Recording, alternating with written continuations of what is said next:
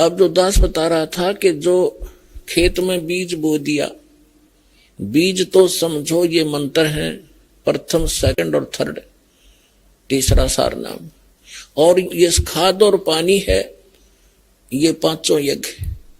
तो बुद्धिमान को संकेत बतेरा होता है कि किसान को मालूम है बीज बोंड देने तो काम नहीं चलेगा, उसमें खाद भी डालना पड़ेगा। यदि आपके पास पैसा नहीं है ना किसान के पास, तो किसी तो उधारे लेगा या कितना ब्याज पे लेगा और उस खेत में खाद पानी प्रॉपर डालेगा। उसको मालूम है कि फ्री फल गया तो आप पे कर्ज उतर जाएगा। तो इसी तरह आप जी ने इस भक्ति रूपी फसल को परिपक्व करने के लिए ये करना पड़ेगा दान धर्म। एक यज्ञ है धर्म की।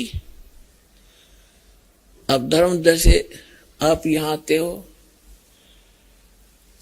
यहां कोई रोटी खाने नहीं आता, कोई यहां परमात्मा के लिए आते हैं, अपने संकट के निवारण के लिए आते हैं, अपनी आत्मा के कल्याण के लिए आते हैं। तो यहां वो भक्त आते हैं। कौन भक्त? जो परमात्मा के घने लाडले होते।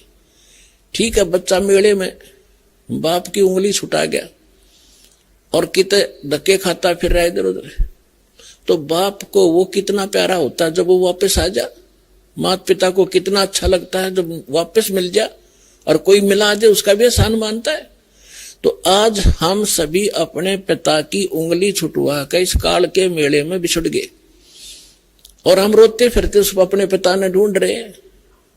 वो पिता जब तक नहीं मिलेगा हमें संतोष नहीं हो सकता। चाहे दूसरे छोटा मोटा राहत में देकर रोना बंद करवा भी दियो, लेकिन वो माता पिता की कसक न्यारी रहे तो वह आज तक है हमारे।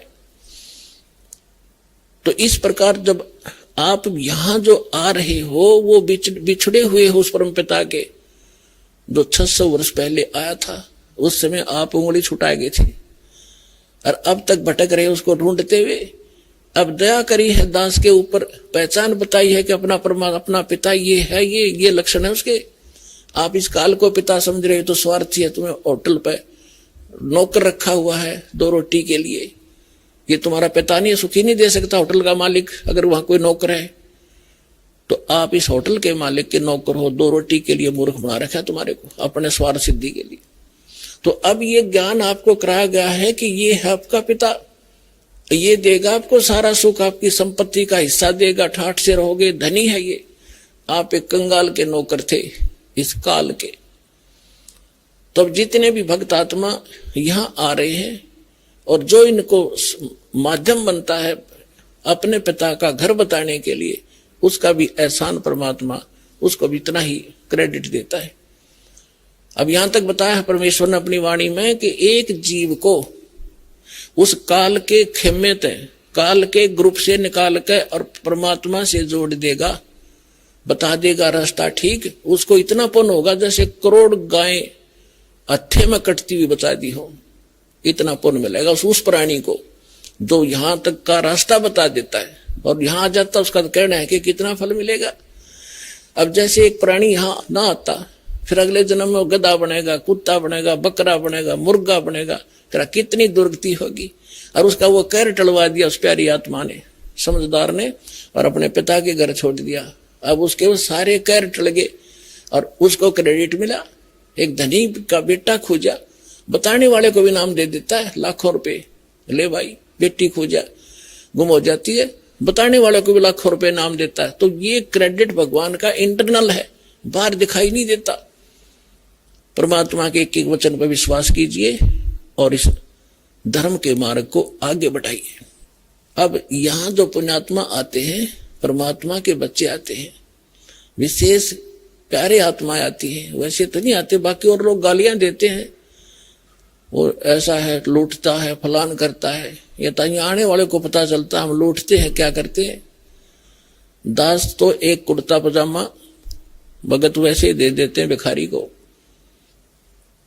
या कोई पैंट कमीज, इससे अतिरिक्त कुछ नहीं मेरे पास। जो भी आता है सारा भगवान के बच्चों के लिए, सारी व्यवस्था में, खाने में, मैटों के लिए, पंखों के लिए, सारी व्यवस्था आपके लिए। किक पैसा परमात्मा का एज इट इज यूज होता है और इसलिए आप फल रहे हो।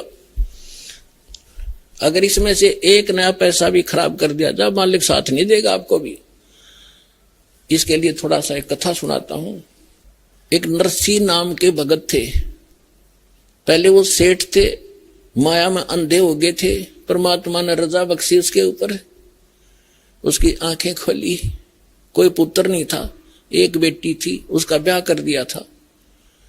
और संपत्ति इतनी थी, 56 करोड़ संपत्ति उसके पास थी। 56 करोड़ उस समय, आज तो मेरा ख्याल अरबों खरबों होगी वो। और कोई वारिस नहीं, और फिर भी इतना कंजूस। परमात्मा ने दया करी, उसके साथ एक लीला की, वो लंबी कहानी है, लेकिन जो विषय आज है उस पर उतना ही सुनाऊंगा। उसको ऐसा झटका दिया कि उसके समझ में आ गई कि अब माया मेरी दुश्मन है, और माया इकट्ठी वैसे नहीं होती पुण्यात्मा हूं।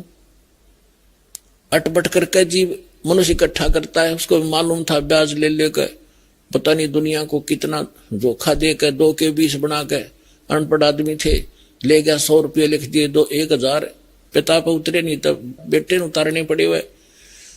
इस तरह वो करोड़ों संपत्ति बनाए बैठा था। परमात्मा ने उसको आंखें खोली, ज्ञान दिया, एक झटका दिया। उसने सारी भंडारा में लगा दी, दान कर दी सारी, और एक जंगल में झोपड़ी डाल कर बैठ गए, पति पत्नी दोनों। परमात्मा ने ऐसा ज्ञान दिया, भजन कर माड़ा फेर, इस माया के कुछ पट रहा है, कल तेरी मृत्यु हो जाएगी, तेरे ये वारिस है चाचेता हुआ के ये बरतेंगे, तू गधा बनेगा, क्या फायदा इसका। तो कहने का भाव है, उसका समझ में आ गई, सारे भंडारा करके और मालिक पे आश्रित होकर बैठ गया। अपने आत्माओं, हमारा इतना दिल कमजोर हो चुका है कि हम वहां तक बुद्धि उठती नहीं ना, दिल डटता कि हम भगवान पर इतना विश्वास कर सके। जैसे कहते हैं कि तुलसी बेरुआ बाग में, तुलसी बेरुआ बाग में शीतत भी मुरझावे, राम भरोसे जो रहे वो पर्वत पर लहरावे। बगीचे के अंदर बूटा लगा दिया, पौधा लगा दिया, सिंचाई करते करते खत्म हो जाता है, मुरझा जाता है। राम भरोसे पर्वत के ऊपर कोई संभालने वाला नहीं, कोई सिंचाई करनिया नहीं। कहते राम भरोसे जो रहे पर्वत पर लहरावे। तो हमारा इतनी बुद्धि उठती नहीं, लेकिन इसको उठाने का ये प्रोसीजर है। एक दिन ऐसी दृढ़ता होगी आपके अंदर, सर्वनाश होता दिखा आपने, आप दृढ़ रहना भगवान के ऊपर, फिर देखना ऐसा बादल टल जाएगा, दुख का तो सोच भी नहीं सकते आप। अब नरसी ने क्या किया, झोपड़ी डाल कर बैठ गया।